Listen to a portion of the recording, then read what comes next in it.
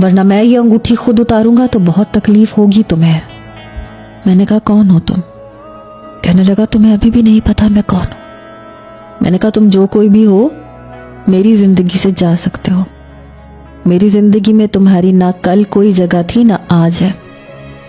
वो बहुत गुस्से से बात कर रहा था, मुझसे चिल्ला के कहने लगा, मेरी एक बात याद रखना, तुम सिर्फ मेरी हो, मैं तुम्हें किसी और का होने नहीं दूंगा।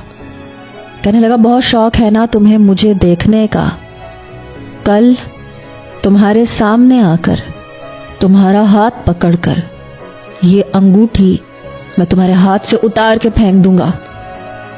ये कह के फोन बंद हो चुका था और मुझे ये लग रहा था मैं अगला सांस नहीं ले पाऊंगी, क्योंकि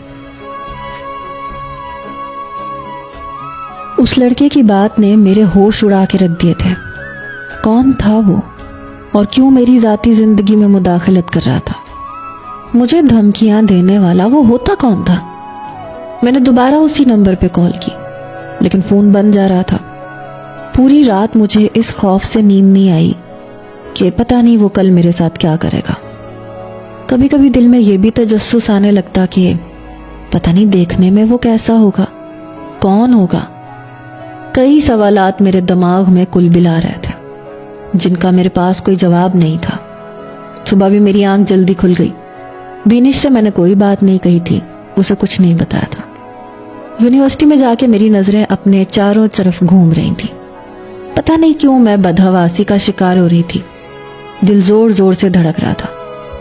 पहली क्लास खत्म हुई, फिर दूसरी, फिर तीसरी भी, लेकिन कोई नहीं आया था।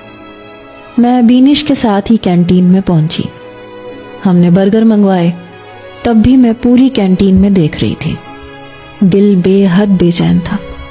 बार बार मैं अपने हाथ में पहनी अंगूठी को भी देख रही थी।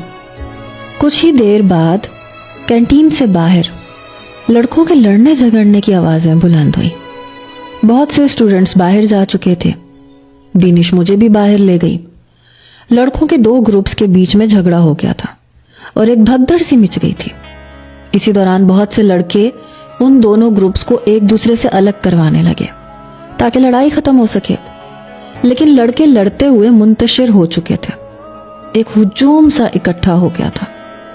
तभी मुझे लगा कि कोई बिजली की तेजी से मेरे पास से गुजरा है और फिर उस हुजूम में खो गया है।